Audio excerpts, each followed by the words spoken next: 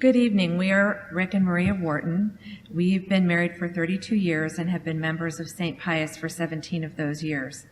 And tonight we want to share with you how we experience temptations in our life as a couple. Many temptations are not bad things in and of themselves.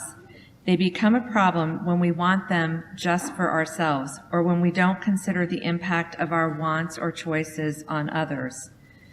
The fruit in the garden or the bread from stones offered by Satan in last week's readings were both good and nourishing and desirable, but in each case, Eve and Jesus respectively were asked to put them ahead of God.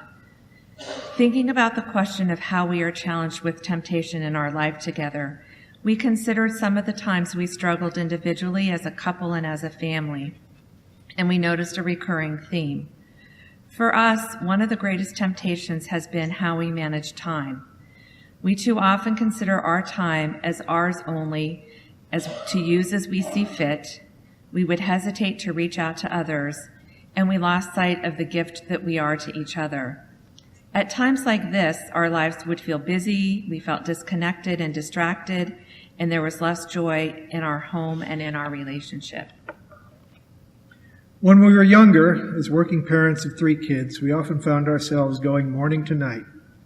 I was often gone for weeks or months at a time, so we jealously guarded the time that we did have. We made time for family a priority. Time for us as a couple came second to that. And time for others, and even sometimes for God, too often just didn't happen. Everything was well orchestrated, and we coasted along.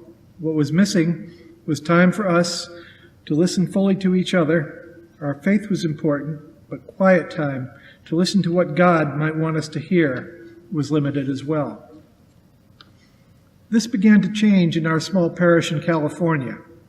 We were only about 15 families, but our part-time pastor, Father Bruce, got everyone involved in service to the surrounding community.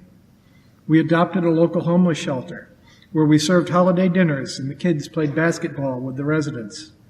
It made a tremendous impact on us, especially to watch the kids and how they enjoyed serving meals and helping others.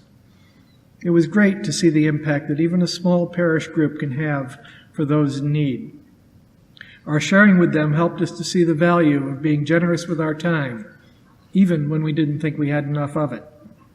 That experience was instrumental in my decision to pursue RCIA shortly after we arrived here in Bowie. It was clear to me that the time we invest in serving others is returned to us many times over. When we moved to Bowie, Rick was no longer going to sea, and we had adjustments to make as a couple and a family. We attended a marriage encounter weekend, which gave us the tools that we needed to communicate better as a couple. We were asked to become more involved in the marriage encounter movement. We knew that we had something to offer, but I couldn't imagine how we could add another thing to our already full plate. We were new to the area and didn't even have a babysitter. I wasn't open to the idea at all.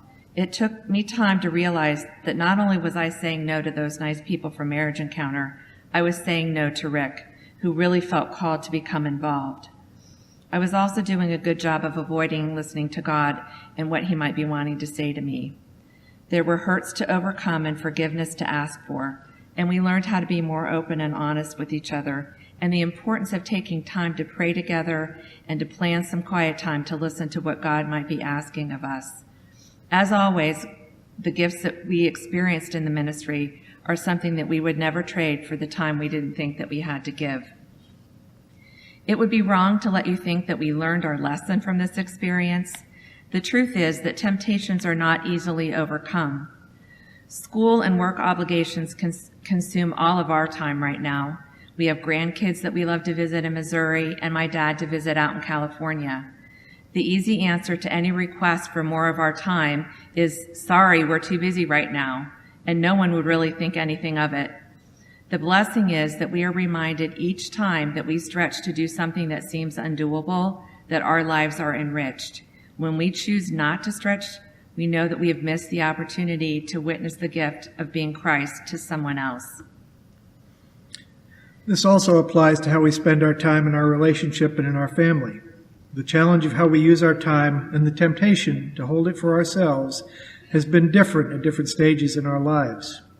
With our kids grown, we have more opportunity to choose to spend our time doing things in the parish, in our community, and supporting things that matter to us. It doesn't mean that we don't still struggle with being attentive to the need for time for one another.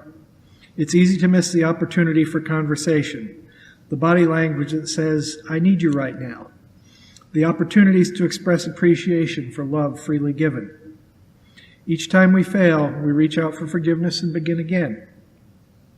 We are certain of God's love for us and our love for each other. We're blessed to have the support of others on this journey, and for this we're very grateful.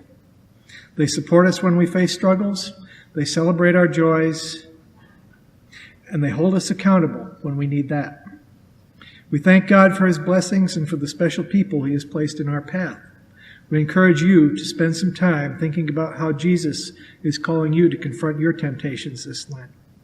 As you reflect, think of who might support you on the journey and what opportunities for grace you might be able to take advantage of. Placing your needs on the prayer list, attending Mass or adoration, or receiving the sacrament of reconciliation are all opportunities to receive God's grace, grace that will support us when temptations arise. God's grace helps us when we are tempted.